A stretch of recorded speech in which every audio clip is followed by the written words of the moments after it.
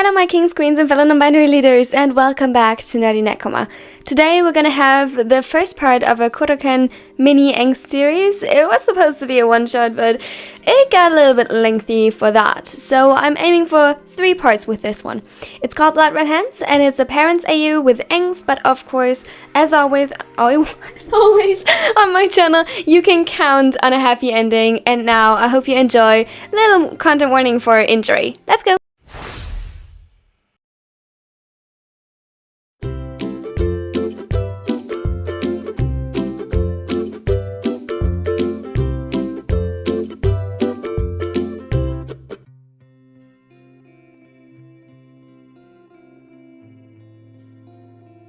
The rhythmic breathing of his son where he lay curled up on his lap was a source of comfort for Kenma. He finally managed to coax the child, barely not a toddler anymore, to sleep. He couldn't convince him to take a nap in his bed, so this was the best compromise that allowed him to still get some work done. He couldn't wait for Kuroo to come home. To everyone's surprise, including his own, Kenma was good at soothing the little one, managing his tantrums and holding him when he was sad until he felt better. It was so much more intuitive than with adults, where he was never sure how to react or what to say. But Yuma's problems that rocked his world somehow made sense to him.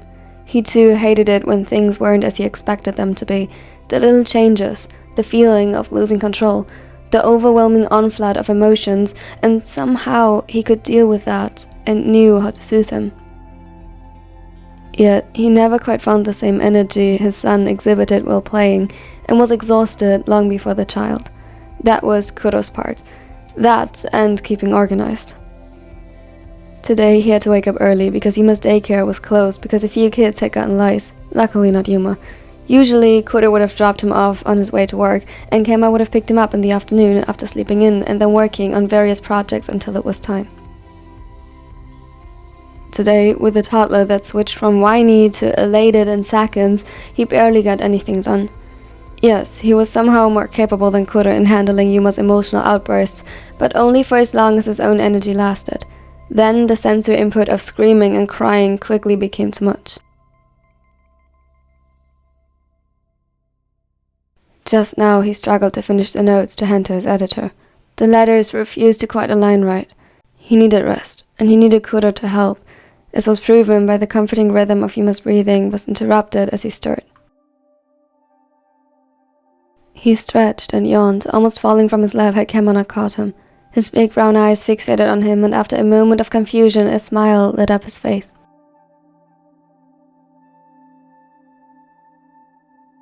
Kenma's heart melted. Although they weren't related by blood, he saw so much of Kuroo in that smile and couldn't help but reciprocate it. With a sigh, he closed the program to return to later and lifted Yuma into a hug, pressing a kiss to his temple, which earned him a giggle. Hey, sweetie. Had a good nap? Yuma nodded before his brows furrowed again, and he grabbed onto Kenma's hair to get his attention, not caring that he had it already. He pulled a little too forcefully. Ouch. Careful. If you pull on my hair, it's hurting me. I'm sorry. Gigi, I'm hungry. Kenma hummed, trying to remember what they had still left in the kitchen. Can you wait a bit longer? Papa will be home soon, and then we can eat dinner. But Yuma immediately shook his head rapidly in response, making himself dizzy in the process. Okay, let's see what we can find. With a sigh, he got up and adjusted Yuma in his arms. He didn't seem quite awake yet and rested his head on Kenma's shoulder, yawning again. The gamer half hoped he'd fall asleep again, but by the time they reached the kitchen, all tiredness had vanished, and he eagerly began to struggle in his arms to be put down. Kenma was too tired at this point and just set him down to run around the living room or play with one of his toys while he checked what he could make for him as a snack. He settled for a slice of bread, and as soon as he started, the watchful eyes of his son observed him closely, fascinated by the most mundane things. Kenma gave him a small smile in between and ruffled his hair. If it were Kuroo in his place, he would have offered to teach Yuma and show him everything he did in detail. That was another thing that Holla excelled at, teaching. Kenma did okay when explaining some simple things, but he often didn't have the patience if his approach proved ineffective. He often clung to explaining it in the one way that made sense to him, but not always to others. With Yuma, it was a hit or miss depending on the topic. Kuroo was more versatile when it came to that. Either way, he was too tired now and only asked, "Did I forget anything?" He presented the plate to his son, who pretended to examine it critically, causing Kenma to chuckle. "Pickles." He nodded. Yuma liked a variety of pickled vegetables, and Kenma quickly went to search for the jar containing them. It was stuck. The more he tried to open it, the less it would budge, and the more determined Kenma was to make it budge. He frowned, trying all sorts of tricks to get it to open, doggedly determined not to fail in front of his child. Lastly, he reached for a knife as his tool of choice. "Yuma, do Shiji a favor and look away for a second, okay?" "Okay." In a clumsy motion, the toddler clasped his hands over his eyes, causing Kenma to smile fondly before he attempted to open the jar again. Still, no success. "Gigi, can I open my eyes again?" "Yes, just a second then." It took just a second of distraction, and the knife slipped. For a moment he stared uncomprehendingly at his hand, where it had buried itself into his flesh. Then he cursed under his breath, half praying it'd be quiet enough for Yuma not to hear. At once, the panic set in at the sight of his own blood gushing over the counter, and his child still standing next to him.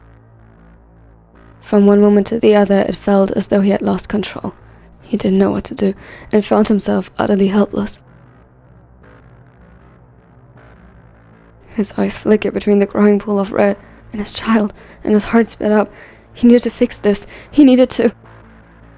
With a swift motion, more out of reflex than anything, he grabbed the handle of the knife and pulled. Immediately he knew he messed up. The blood spilled freely from the wound in new, thickening rivers.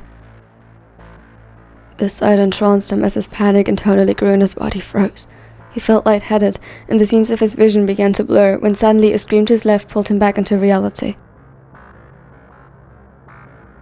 He would recognize the voice of his son everywhere. It was as if an instinct, stronger than even survival, cut through the thick fog of panic clouding his mind. For an agonizingly long second, he thought Yuma was hurt as he saw tears well up in his eyes. It took him to stumble as he attempted to rush in his direction, to remember what his side he must make for. Yuma screamed out of fear for him. It was too late to catch his balance, and he slowly let himself sink down next to the kitchen counter, leaning against it for support.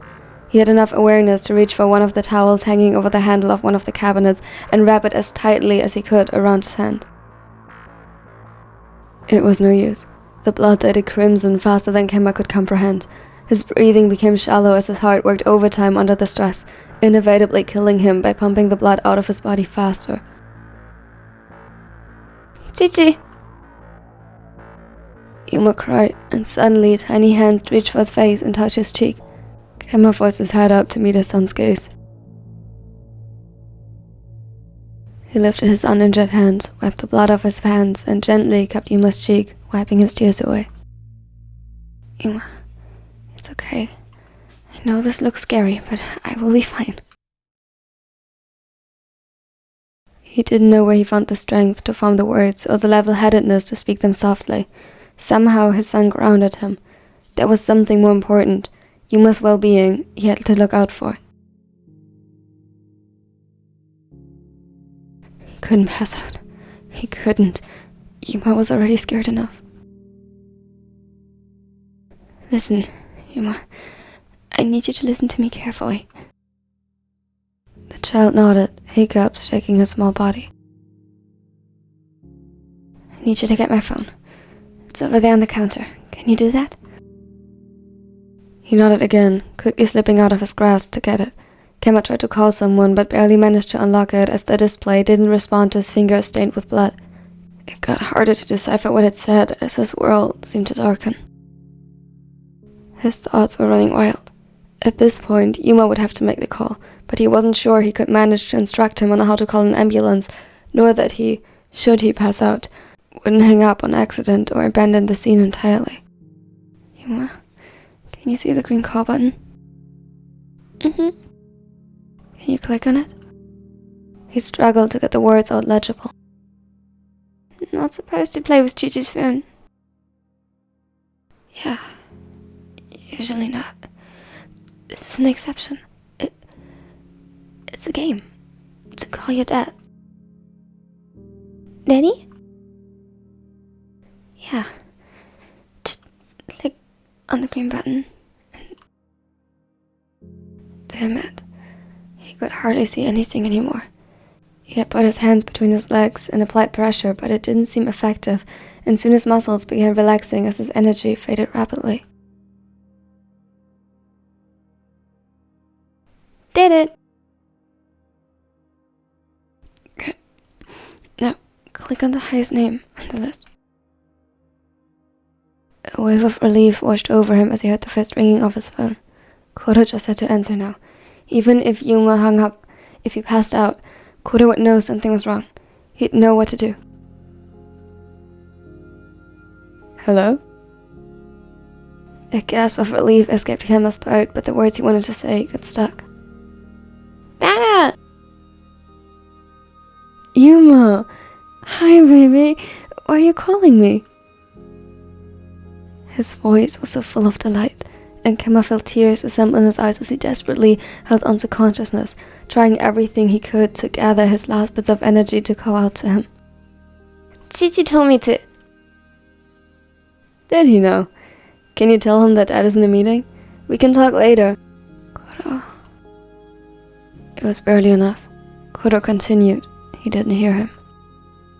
Chichi, Daddy's in a meeting.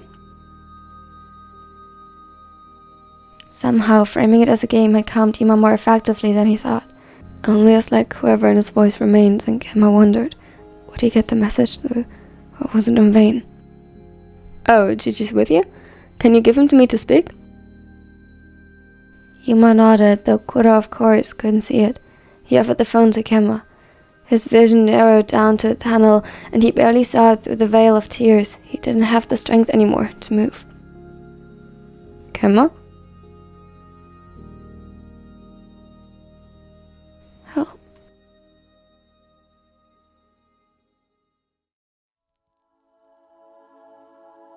Thank you so much for watching to the end. It means the world to me. I really hope you enjoyed this. If you did, don't forget to leave a like and subscribe. It would mean the absolute world to me as well. And tell me in the comment what your favorite quote and a moment of this video was. It helps me to make content that you enjoy more in the future.